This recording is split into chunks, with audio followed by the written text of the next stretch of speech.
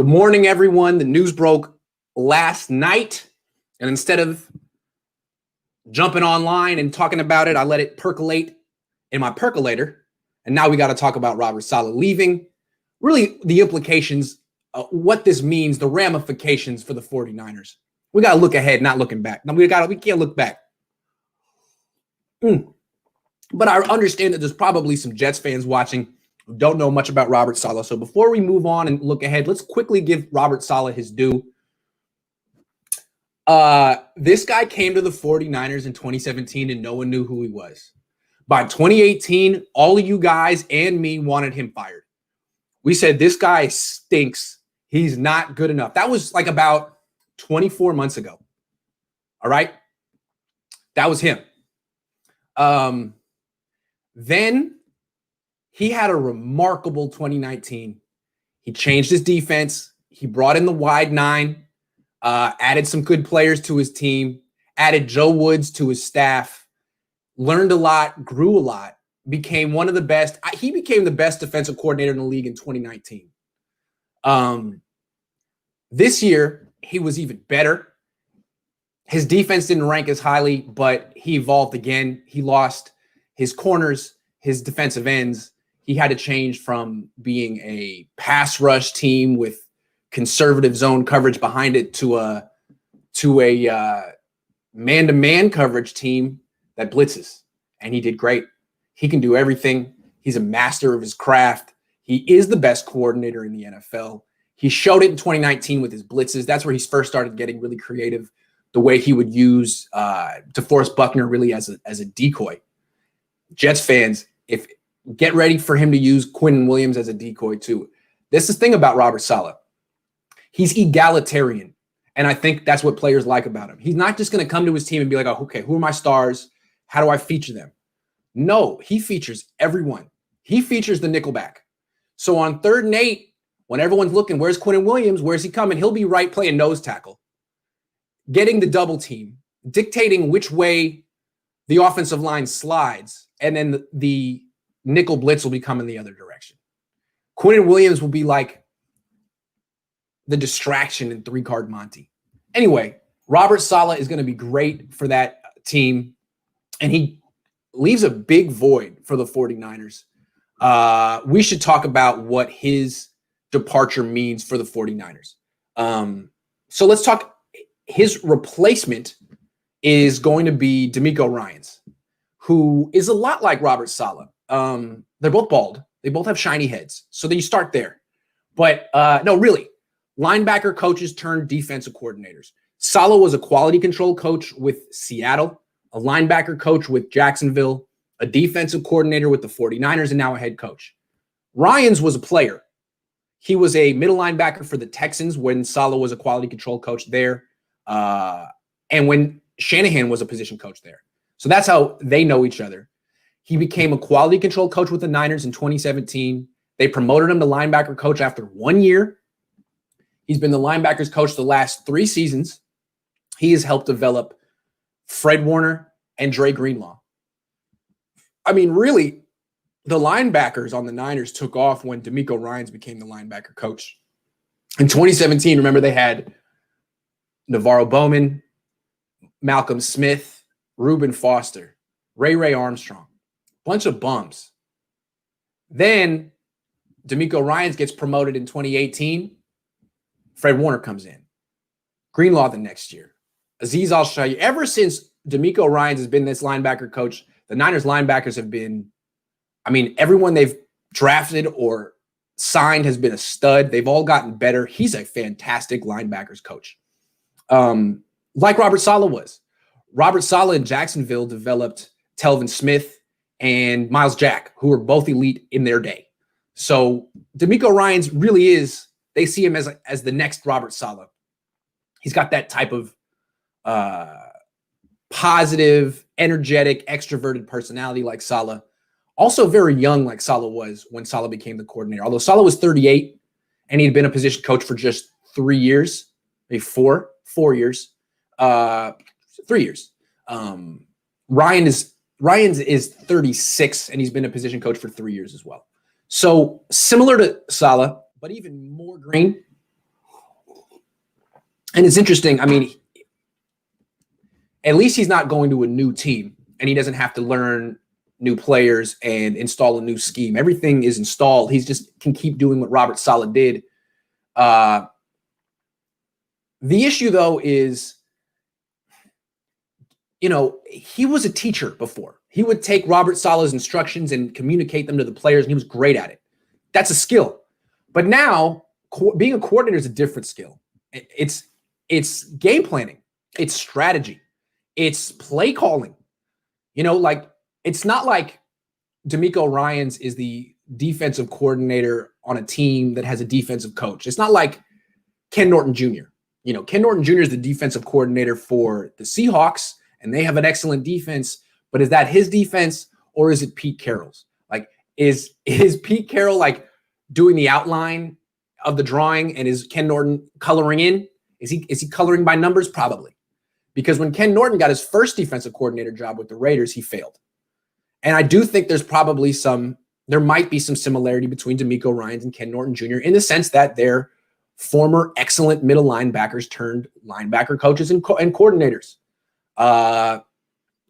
Saleh flourished as a defensive coordinator under an offensive coach. The defense was his baby. He was basically a co-head coach. He had no one helping him. He could call Gus Bradley, during the week and talk things through, but he couldn't talk to Gus Bradley during the game. If he needed to make an adjustment, that's on him. And, Saleh struggled with that the first couple of years. That was the growing pains. You're on your own, dude. You got no Gus Bradley, no Pete Carroll to run this by. It's all you. That is your baby. And it took him a few years to be able to rise to that challenge, and boy, did he. Maybe DeMeco Ryans will too. Shanahan says he's a head coach in the making, but and that may be. But first, he's got to be a good coordinator, and that's different from being a head coach. That is all about, creativity, ideas, strategy, game planning, game play calling, all of that stuff. So I'm curious to see what DeMeco Ryans can do. That he's never done any of that before. Where does he start, and how quickly does he improve? That's what the Niners need, because this is supposed to be a win now or proposition. They're not supposed to be rebuilding. They just gave Robbie Gould a big, nice contract. He's a 40-year-old kicker. You don't re-sign a 40-year-old kicker if you're going to rebuild. This team is trying to win now. So DeMeco Ryans, everyone expects him to have a little bit of a growing period, but it can't be too drastic. He's got to be ready to go, because the Niners didn't even seem to interview anyone else. There was no one else they were interested in. No one who was old, who was experienced, who had a different view on football than Kyle Shanahan. Just the same guy who's been here 3-4 years. That's great. But how good is he right now? He's going to be doing a bunch of things the Niners have never seen him do. No one's ever seen him do. So I'm curious to see with that. But I don't want to be negative. We just don't know. It's an unknown. Moving on. The Niners are losing Mike Lafleur. He is the new offensive coordinator for the Jets. He was the Niners passing game coordinator. This is interesting because who's going to replace him? Saleh brought him with him because he's very close friends with the Lafleurs. Matt Lafleur is the head coach of the Packers. Mike Lafleur is now Saleh's right-hand man in New York. I believe Saleh was Lafleur's best man at his wedding, or vice versa. So they go back. This was probably always going to be the pairing. I can't tell you much about Mike Lafleur other than he's not the guy. Everyone says Mike McDaniel's the real superstar. We'll find out. McDaniel's the run game coordinator. We'll get to him in a minute. But who's going to replace Mike Lafleur on the 49ers? That's the question. They could get Rich Scangarello. He was their quarterback coach in 2017 and 2018. Then he got promoted, got hired as the offensive coordinator for the Broncos under Vic Fangio and failed. Got fired after 1 year. Went to Philly as a consultant. They let him go after 1 year. He's available. If they want a guy who's been with the team, they could get him, but maybe they could get someone better. They could promote from within like they did on defense. They could make Wes Welker the new passing game coordinator, but how much experience does Wes Welker have doing those things, game planning, all that stuff? So don't know who the new passing game coordinator is going to be. They'll have to figure that out. If they even have a new passing game coordinator, they could give everything to Mike McDaniel, the new who's still around. I'm going to get to him in a minute. So there's a void on the Niners. They have to find someone who is a passing game specialist. I don't know if that's Wes Welker. In fact, I don't really think it is Wes Welker. We'll have to see. Jermaine Pickett, I'll get to your question in a second. So Mike LaFleur's gone. The Niners have lost their defensive coordinator and their passing game coordinator. This team could really take a step back. They have new coaches, new players. It's kind of a rebuild, reload offseason for the team. So that's what you got to know about Mike LaFleur. He's 34 years old.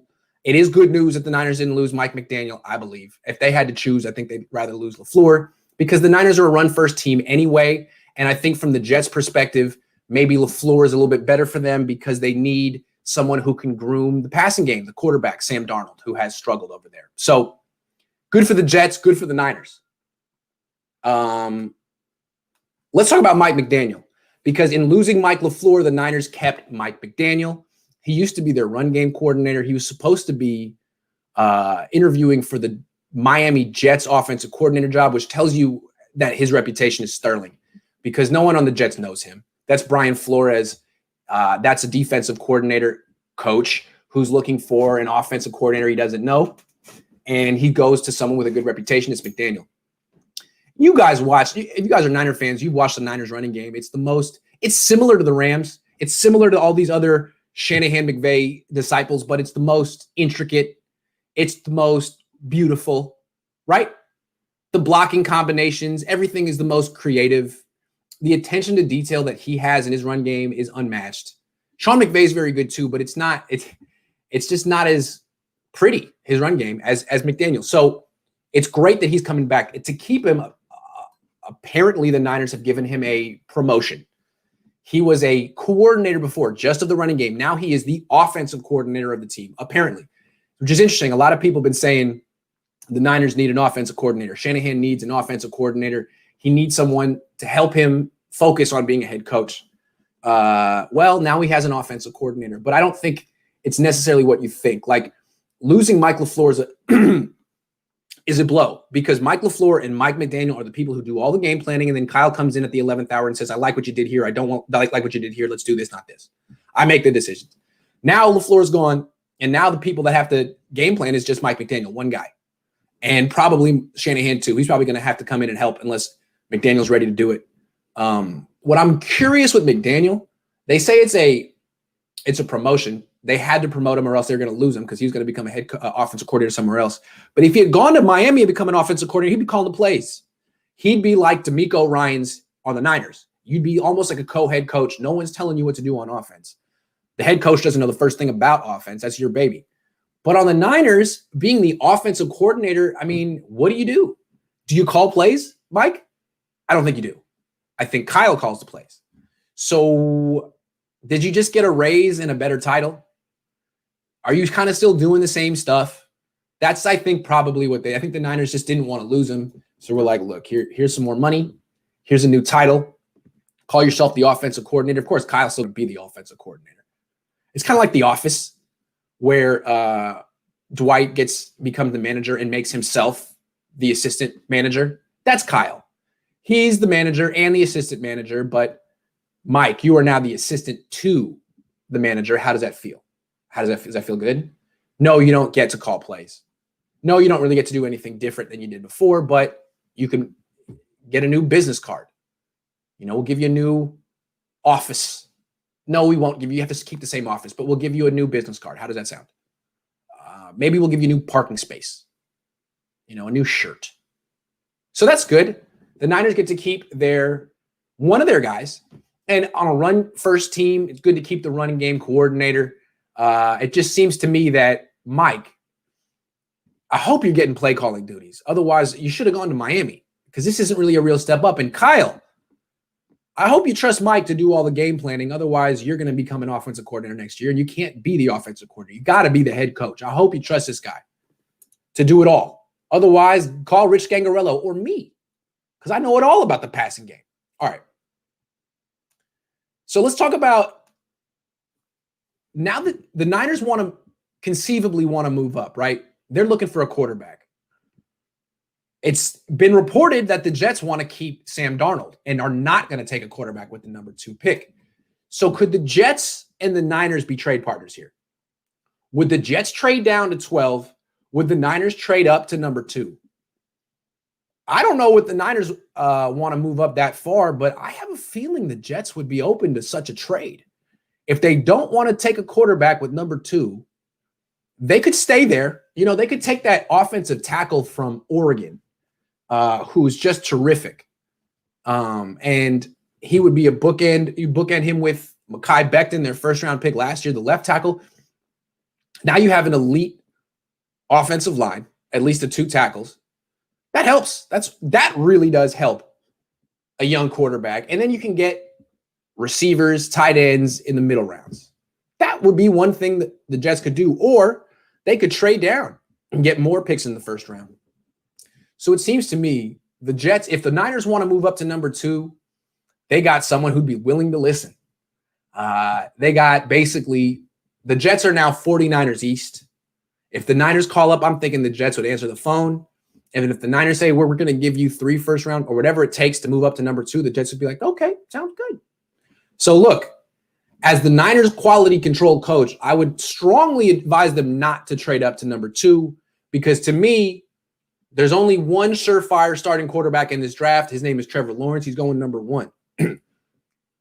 There probably will be a second starting quarterback in this draft. Your guess is as good as mine as to who that is. I think it's Kyle Trask. I could be wrong. You might think it's Justin Fields. You could be wrong. If you take a quarterback with the number 2 pick, it's going to be Fields or Wilson. And God help you if you take one of those guys, number 2. So look, if the Niners want to do that, go for it. I'm sure the Jets will make that available. I'm sure the Jets will make that happen. Hey, you want to make a bad choice? You want to trade it all for Justin Fields? Go be my guest, because we're going to stand pat with Sam Darnold, trade down, draft another quarterback, and see how it goes. We're going to give Sam Darnold an offensive line and some weapons and a defense and see how he does. We're not going to trade our entire future for the next Ohio State quarterback. So yeah, the Niners, Niner fans, you want that number 2 pick? I'm sure the Jets will make that happen for you. So I don't know if that's good news or bad news from the Niners perspective. If you're wanting the Niners to be aggressive, that's good news. If you're afraid the Niners are going to make a big mistake moving up for a bust, that's bad news. So I don't know. It would be interesting to see if Robert Saleh and Mike Lafleur take advantage of the Niners' thirstiness to get a quarterback. I would if I were them. I mean, loyalty only goes so far. Thanks so much for everything. But guys, if you guys want to make a bad decision, I'm not going to get in your way. I'm not going to call Kyle and be like, look, I really think you should think twice about Justin Fields. He's not the one. Don't give us these picks. No, hey, Kyle, you're right. He's great. We love Justin Fields too. Give me the picks. Thanks. And the thing is, the Niners can have ammo to trade up because losing Robert Saleh netted the Niners a 3rd-round pick in 2021 and 2022. So they have more ammo. They can trade it up to get that Jets pick. If the Niners really want to help Robert Saleh get his career started on the right foot, just give him all their draft picks for the next few years. That would be really generous. Hey, Robert, we really hope things work out for you in New Jersey. Here's all our draft picks. Have fun. Give us number 2. Thank you. Maybe that could work that out. Are you going to give yourself a promotion to passing game coordinator? Already happened. I am now the 49ers passing game coordinator and quarterback coach. So that's good. Here's an interesting topic. The Jets have $60 million in cap space. They also have a terrible quarterback in Sam Darnold, who played worse than his backup, Joe Flacco, this year. So bringing in Mike Lafleur, who has coached Jimmy Garoppolo since 2017, Jets have $60-70 million in cap space. Is it possible the Jets would call up the Niners and be like, hey, can we take Jimmy G off your hands? I know he's a little bit too expensive for you guys.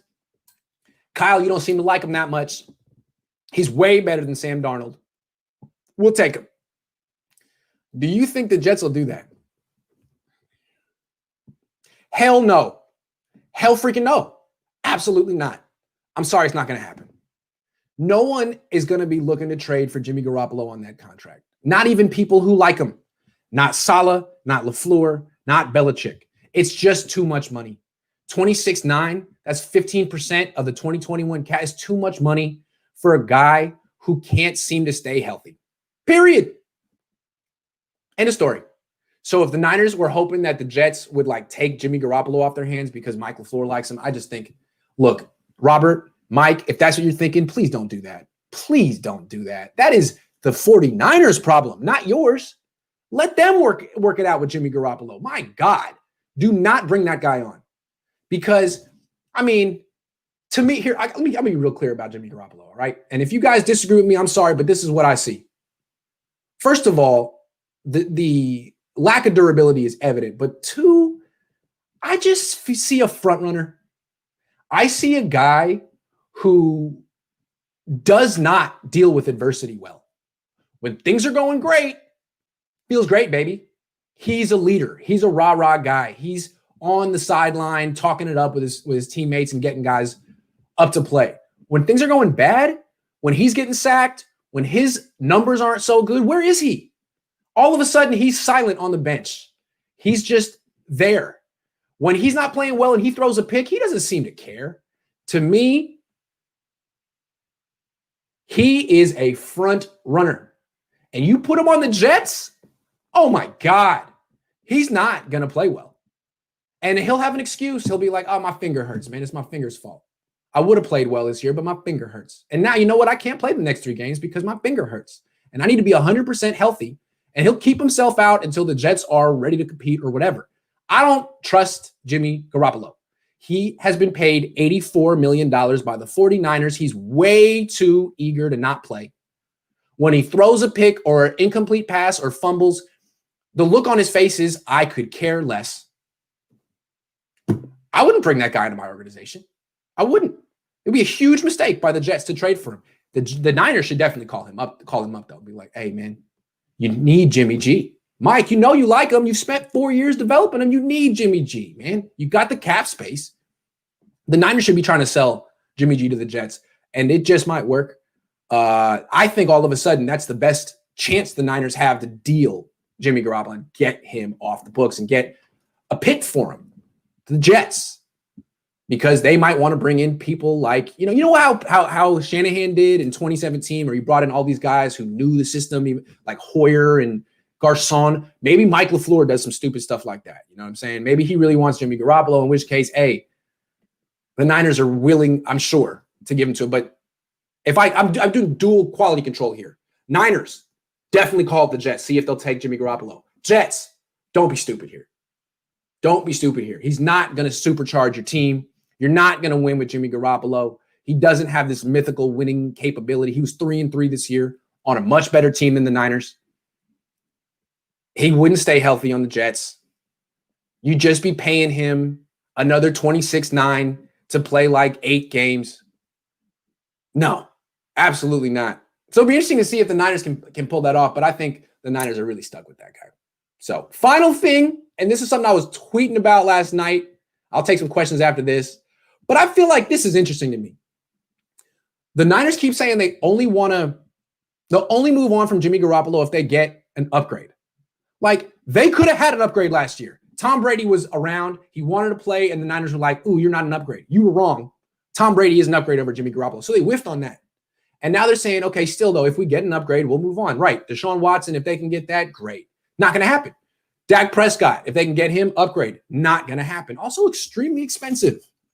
I'm not even into the Deshaun Watson thing because he becomes too expensive after 1 year. Eventually, you're paying him 17% of your cap. You cannot win a Super Bowl paying one player 17% of your cap. I don't care who it is. I don't care. It could be Mahomes. You ain't going to win.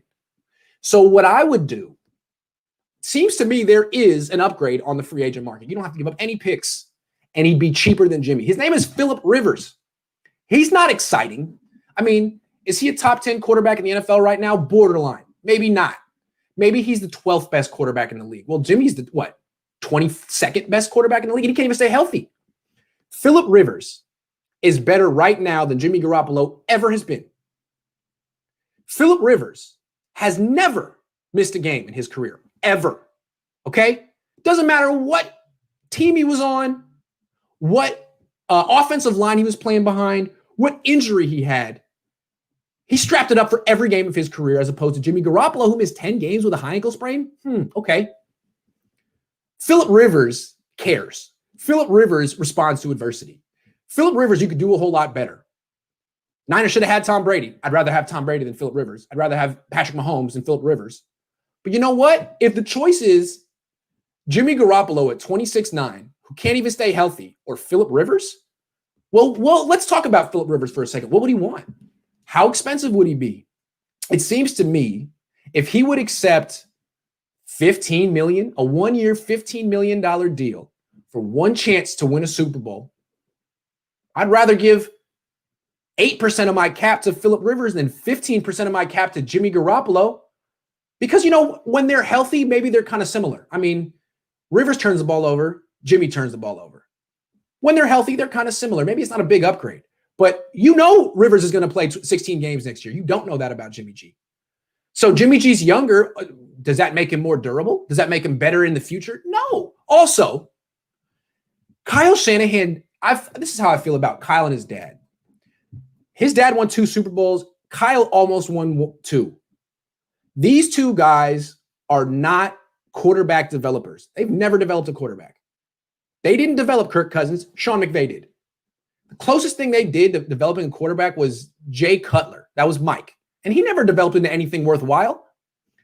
But the Shanahans, what their contribution to the NFL is, if you have an aging quarterback like John Elway, like Matt Ryan, like Phillip Rivers, who's been on a mediocre to bad organization his whole career, who's had to carry the team his whole career, no defense, especially no running game. Basically, hey, just drop back and throw. The Shanahans will fix that guy. Look at Matt Ryan. Kyle didn't have to develop Matt Ryan. Matt Ryan was a multi-year Pro Bowl. He'd been in like 4 or 5 Pro Bowls before Kyle got there. He'd been to an NFC Championship before Kyle got there. Had thrown for 4,000 yards multiple times. He was good. Problem was he had no running game. He had no supporting cast. So what Kyle does is he's like, look, let me take a quarterback like that, who's basically a Hall of Fame caliber quarterback. He's just asked to do too much. Give him a running game. I'll give him a play action game. And now I make him more efficient. I didn't develop him. I just helped him out. Because what's a quarterback's best friend? Running game, play action game. That's what that's what Mike Shanahan did for Steve Young. It's what Mike Shanahan did for John Elway. It's what Kyle Shanahan did for Matt Ryan. That is what the Niners need to be looking for. You could get Justin Fields. Is Kyle Shanahan going to develop him? He's not Brian Daboll. He's never done anything like that. Maybe Brian Daboll could, the offensive coordinator for the Bills who developed Josh Allen. Maybe he could develop Justin Fields. Kyle, it's never something he's done. But if you give him someone like Phillip Rivers and say, you know what, Phillip, we're going to give you the best running game in the league and the best defense. Imagine a situation where they can win a game only passing 8 times, and it's Rivers throwing instead of Garoppolo. See, to me, Kyle Shanahan could win a Super Bowl with Rivers, the way he almost won one with Matt Ryan. That is what he should be looking for, the aging future Hall of Fame quarterback who just needs some help. I mean, that's what Green Bay's doing. It's the same scheme. They have Aaron Rodgers. It's working. Give him a running game for the first time in his career. Oh, my God, look what happens. Phillip Rivers, he's not as good as Aaron Rodgers, but he's definitely better than Jimmy Garoppolo. Here's the problem, though. Would Phillip Rivers want to play for the 49ers in 2021? I don't think so. He would have liked to play for him last year. Tom Brady wanted to play for him last year. You think Brady would want to play for the 49ers now? I don't think so. It's a much different team now than it was last year. First of all, the offensive line is horrendous. Phillip Rivers is almost 40 years old. You think he wants to play 16 games behind Mike McMuffin? I don't think so. He'd be crazy. He might finally break his consecutive game starting streak. He might actually miss a game if he has to play behind this offensive line. Phillip Rivers wants to play behind a line that gave up 78 quarterback hits last year? Probably not. So what's rough is I don't even think the Niners could get Phillip Rivers to sign here if they wanted him. Hey, Phillip, we like you better than Jimmy Garoppolo. You want to come play here? No. Sure, if you overhaul your offensive line, we can't. We don't have the money. Well, sorry. Because it only works with Phillip Rivers if you give him $15 million. I don't want to give Phillip Rivers $25 million. Forget that. No. You can't win with that. But if you give him 15, great. But what's the incentive for him to take $15 million from the 49ers who have no offensive line? It's not there. So yeah, if they could get Phillip Rivers, do it. Unfortunately, this offensive line is a quarterback repellent. It's like that cologne that dude wore in Anchorman that's supposed to smell like Black Panther. It's that. That's the offensive line. They're like, ooh, it smells like gasoline. I don't want to go there. So, yeah, I mean, who's to say Deshaun Watson would want to play behind? People say Deshaun Watson's going to name the Niners. You don't think he's seen the Niners offensive line? You don't think he's seen that? You think Matt Stafford wants to play behind Mike McGlinchey? They know what this is. So, yeah, I think, Jimmy, have fun behind this line because no one else wants to play behind it. It's you. I don't even think you want to play behind it, man. You didn't look like you wanted to play behind it week 1, and then you never came back. You got hurt, and you were like, you know what? I just can't this year, guys. So, Rivers, no, I don't think that's happening. All right, those are all the topics I had planned for today. If you guys have any questions, I could answer them, or we could just end it early. I don't know. Ooh, I like this question. Oh, I like this question. What is Twitter's obsession with Adam Peters? Do we actually know his accomplishments with the Niners? No, and I don't know his obsession. People are like, thank God the 49ers kept Adam Peters. Thank God. Like their draft record's so great. Like their free agent record is so great. Maybe he's the guy who wanted Mike McGlinchey. You know, maybe he's the guy who wanted Solomon Thomas, Reuben Foster. You know, I'm sure he's probably has a couple things on his resume that look good. Maybe he spotted Fred Warner and George Kittle, but really, the Niners are one of the worst drafting teams in the league. What saves the Niners is their coaching, their teaching. They develop these undrafted guys and 6th-round picks and stuff, but 1st-round picks? I mean, there's a reason that freaking Adam Peters didn't get the job. He was supposed to interview. He was interviewing for Carolina, didn't get it. I'm sure the interview was like, okay, well, what did you think of Mike McGlinchey? Oh, you wanted him? Okay. All right. What did you think of CJ Beathard? Oh, you wanted him too, huh? Okay. All right. Well, what about Jerick McKinnon, Tevin Coleman? Oh, Joe Williams? Yeah, I don't really know why Adam Peters has this fan club, but Niner fans are just really positive. They really like everyone on the team, and I feel like there's different little cults. There's the Shanahan fans, and that's a big bandwagon, and I feel like there's spillage. So for people that can't get on the Shanahan bandwagon, there's the Peters caboose, the Peters sidecar, which, you know, is a little less crowded and is also got some perks. So I think people like to be on something. You want to be on a bandwagon and Adam Peters. I think people want to be like, you know, riding shotgun in the Peters caboose instead of riding back seat in the Shanahan bandwagon. Is that right? I don't know. I tried my best to be scientific with that one. Hold on. Let me get through all these questions because there's like a lot of them. Hold on. That was a good question. Raj. Hey, Grant. IG account named George Kittle Nation posted a pic about Deshaun wearing a Niner jersey, and Deshaun responded on the post. Dope pic. Dope. I mean, hey, maybe he does want to play for the 49ers.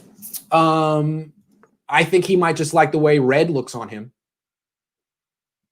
He seems to be a very fashionable person. And I think he might just like the way he looks, you know. Or he might want to come to the 49ers. I think he's just given a lot of pressure to the Texans. I still say that the Texans can't trade him. They just hired a general manager, Nick Caserio. Which general manager wants the first thing on their resume to be traded Deshaun Watson away? First thing I did when I got there. I mean, first of all, you're going to lose that trade, probably. I mean, you might win it. It's a lot of pressure to get all those picks right that you get. It just seems like it's a bad way to start. All your fans hate you. Probably the team hates you. The players hate you. And you're looked at as the reason Deshaun Watson wanted to leave and had to leave. So I think what his job is to basically work it out with Deshaun Watson. Deshaun, I know you hate me. You wanted someone else. Let me just say you don't know me. I'm committed to working with you and giving you what you want. Let's build a relationship. That's what I think is going to happen. But he's really going to bust their balls the next few months until that happens. He's going to post little pictures like that. Anyway, Maitland Eagle says, Niner fans need a Kinlaw squirrel in the mouth tape. What the hell was that? What the hell was that? Do people do that in the South? I'm sorry, I'm from Oakland. We leave the squirrels alone. You might feed a squirrel. You might give a squirrel, a piece of bread. But you definitely don't eat the squirrel. You definitely don't eat the squirrel. In fact, that might be how COVID-22 starts. We got to be careful, guys. You got to be careful. You can't just be eating things. You don't know where that's been. COVID-27. Be careful, Javon. I just didn't understand what that was about. It was really disturbing. I guess he was trying to show that he's like a beast. You know, he's an animal. I guess so. But it haunts me. It haunts me. And I wish I hadn't seen it. I was going through life thinking there's not people like that in the world. There's no one who would kill a squirrel and then put it in their mouth and then take a video of it to brag. I mean, I didn't really even feel bad for the squirrel. The squirrel, you know, I probably had it coming. I don't know. Squirrel looked at him wrong. But dude, be careful. Do you think Jimmy will go to the Jets with Saleh and Saleh possibly getting our free agents and Jimmy being comfortable? I talked about this. I'm sure the Niners would love to send him to New Jersey. If Robert Saleh wants Jimmy Garoppolo, he's crazy. Be careful, Robert. I'm talking to you directly. Leave that guy in Santa Clara. He is the Niners' problem. He's made $84 million the last 3 years to play 33 games. I just don't see the desire to play all the time. When things are going great, he's great, man. Feels great, baby. We're 13-3. I love football. When he's got a boo-boo, when he's got an ankle sprain, when the team's under 500, where are you, man? Hey, I can't play. Nah, that just guy, it's like one of these things that's a luxury purchase before. It's like something you bought before the economy collapsed that was too expensive anyway. It was like a subscription to the gym that with the really nice pool that's like $2,000 a month. It's like having another apartment. You had that. And then the economy tanked. That's the first thing you got to get rid of. That's the first expense that goes. It was too much beforehand. Now it's way too much. 26.9 with cap going down? Hell no. Absolutely not. So, yeah, I don't think the Jets want him either. Sorry. Carl Calder says, sounds crazy, but they should consider letting Trent walk. He's going to ask for at least 23 per. Got to prepare to pay Bosa, Debo, Ayuk, Warner, Greenlaw. They're the future. O-line heavy draft get too. Well, here's the thing. What the Niners could do is they could let Trent Williams walk, trade up to number 2, and draft that offensive tackle from Oregon, Sewell. He's great. He could be just as good as Trent Williams. Now, you trade up all that way, you get a quarterback, though. But the thing is, that offensive tackle is better than any quarterback in this draft other than Lawrence. Might be better than Lawrence. So if the Niners trade up to 2, maybe that's what they do. But again, I don't think you trade up from 12 to 2 to get anything other than a quarterback. I don't think you trade it from 12 to 2, period. It's too much. But if they could get an offensive tackle at 12, do it. It seems to me that this isn't the draft. Last year was the draft. Last year was the draft where there were 4 guys that everyone said were going to be studs. One of them lasted to the Niners pick. They didn't take them. This year, I think if you're taking offensive lineman at 12, it's a guard. And I don't think you want to take a guard at 12. So I don't know. Wilson says, did D'Amico get DC job to keep us from losing him like McDaniel? Not doubting the hire, but would have preferred Morris or other vet coach. Yeah, I think they should have got Morris. But I think what they're looking at is the team is getting gutted, and continuity has a value at this point. You know, losing Ryans, bringing in Raheem Morris. Morris is good, but Morris would do things differently than Saleh. Morris has his own ideas. Morris has his own background, and he believes in it. Why would he come in and be like, I have to do it exactly how Robert Saleh did it because Saleh's better than me? He doesn't believe that. He's very good in his own right. So he would make changes, and that's fine. But I don't think that's what Kyle Shanahan wants. I don't think he really wants that many changes to his team, considering they got 39 unrestricted free agents or whatever, 39 free agents. They're losing maybe Martin Mayhew in the front office. They're losing assistant coaches. What they need is continuity. So keep Ryans for the sake of continuity. Keep McDaniel for the sake of continuity. One less person you got to replace. One less aspect of your team you got to change. That makes sense to me. I can dig it. I can dig it. But at the same time, I don't think you should expect DeMeco Ryans to be like Robert Saleh right away.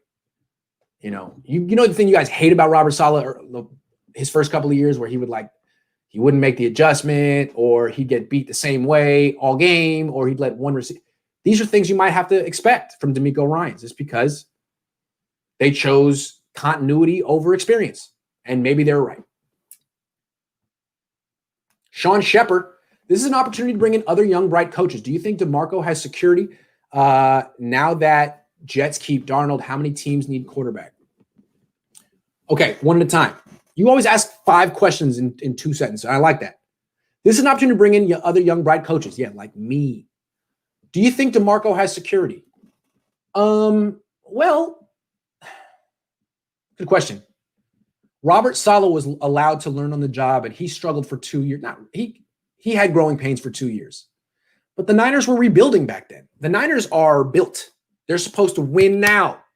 And if DeMeco Ryans is like, if it's clear that it's over his head, I don't think they'll mess around. He could be one and done. I don't expect him to be one and done. I don't think it's over his head, because you know what? Robert Saleh, Kyle Shanahan, and Richard Sherman all have said the guy's a superstar. And those guys don't just say that about people. Those guys are extremely discerning, especially about coaches. And if they all 3 say that DeMeco Ryans is the truth, and I believe him. So I'm not going to say they made the wrong move. And then finally, now that the Jets keep Darnold, how many teams need a quarterback? A lot still. The Jets still need a quarterback. Just because they're keeping Darnold doesn't mean they won't draft a quarterback. They have to draft a quarterback. It's just they shouldn't do it at the number 2 pick. They should trade down and take a guy later. Take Kyle Trask. That's the move. Trade down, take Kyle Trask. Now you got competition for Kyle Trask. Now you got me telling another team to take Kyle Trask. Ooh, be careful, Niners. I'm giving away all my good nuggets to other people now. Yeah, see, like the Jets, you want to keep Darnold, draft another guy, and then give Darnold a 1-year opportunity to show something. If he fails, you got his replacement. If he plays great, you can trade that replacement for another pick, because he was a first round 2. So that's the way I look at it. Give yourself options.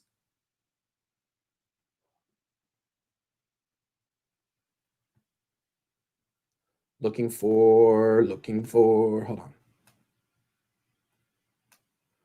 Do we have 11 draft picks now? And if so, where? It's, something like that. First round, second round, third round, fourth round. I think 3 in the 5th, 2 in the 6th, 2 in something like that. So, yeah. Sean, you are our quarterback. You're cheap. Do we get comp from Mayhew? Yes. They get more comps from Mayhew. I think another pick if Mayhew leaves. So he hasn't left yet, but that is something the Niners can look forward to. The Jets can use 35 on Trask. Yup. That's what I would do. They could trade down in round 1. They could get Jamar Chase from LSU. They could get stud receivers. They could get Kyle Pitts. They could really give a supporting cast to Sam Darnold and then hedge their bets at quarterback in round 2. That's what I would do. I wonder if I'll be in a position to make these decisions. Is Mayhew gone? What's up? Mayhew, I think, honestly, they would get a 3rd round pick for him too. I don't know about 2, but 1. Honestly, I would welcome this bad season. Now they can draft high. Imagine that if they tanked from the get. I don't think Kyle Shanahan can afford another losing season. I think he needs to win. I don't think he's going into year 5 being like, okay, if I can just have 1 more losing season, I'll be set up in year 6. No. Dude, win. Freaking win. Kyle, you can do it. Win, buddy. Is John Lynch overrated as a GM? I mean, he's not a GM. Kyle's the GM. He's just there to explain Kyle's moves. So overrated? He might be misunderstood. He's not the GM.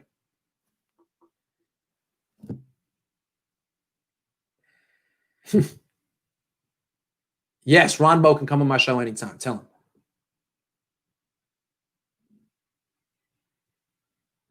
Grant, if the Raiders release Carr this year, we should get Carr and release Jimmy, and Carr's total upgrade. That's what I'm saying. You don't necessarily have to trade 11 first-round picks to get an upgrade for Jimmy Garoppolo. Jimmy's not that great. Derek Carr would be an upgrade. Phillip Rivers would be an upgrade. I mean, Ben Roethlisberger would be an upgrade, even at this age. So see who's available. Maybe Drew Brees wants to play for the 49ers. See who's available. Sign someone. I bet the Niners could sign a quarterback who's better than Jimmy and cheaper than Jimmy. I would do that. To me, Jimmy was never the right quarterback for Kyle Shanahan because Jimmy needs development. He needs to be developed, and Kyle is not a quarterback developer. He's just too negative. He's too harsh. He crushes these guys. We've seen it. None of the young quarterbacks have gotten better under Kyle Shanahan, but older quarterbacks have. Matt Ryan did. Get this guy a real vet and see what happens. I'm telling you. Move on from Jimmy Garoppolo. Even though he's basically 35 years old, he still only has 35 career starts or whatever. 35. He needs development. He needs to go to a coach like Sean McVay or Brian Daboll. He needs to go to a coach who can cultivate the guy's ego, skill set, all of it. That ain't Kyle. Kyle is going to give you a run game and a play action game, and the rest is on you, dude. The rest is on you. You need to be a Pro Bowl quarterback before you get to Kyle. Because all he's going to do is make your job easier with the run game and play action game. You need to be proficient as a passer. He's not going to improve your passing ability, but he will make your job easier if you can do your job. So Derek Carr, he'd be great on the Niners. Phillip Rivers, same. Ben Roethlisberger, same. The Niners have options. They just got to not be, they just got to man up.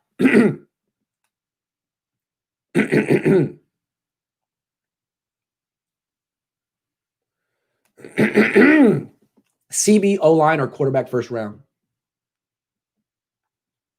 I'm leaning offensive line because corner, I think it's a really good draft for corners. You could get a corner later in the first round or in the second round. You could get a quarterback. You could get Kyle Trask in the second round.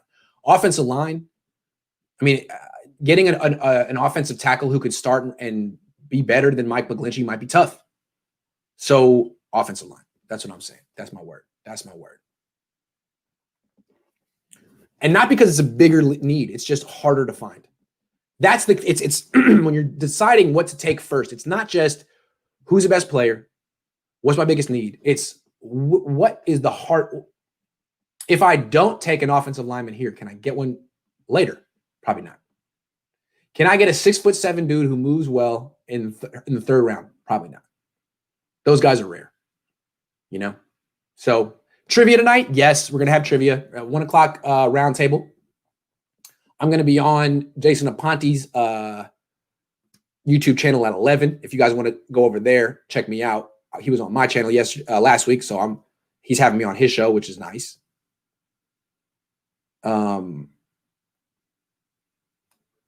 Do coordinators get pushed into head coaching jobs too early now? And teams scramble to find the next great one. Brown's been doing it with the QBs for 10 years. Yes.